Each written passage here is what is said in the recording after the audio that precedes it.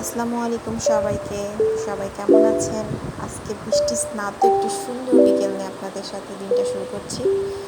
ঘুম থেকে উঠেই দেখি বাইরে এখনও অনেক বৃষ্টি হচ্ছে। তো একটু পানি খেয়ে নিলাম। ঘুম থেকে উঠে পানির পাশে পেয়েছিল।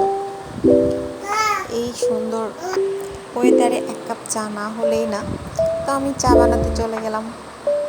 আমি শুধু বৃষ্টি পড়ছে জন্য না, আমার সবসময় চা অনেক পছন্দ।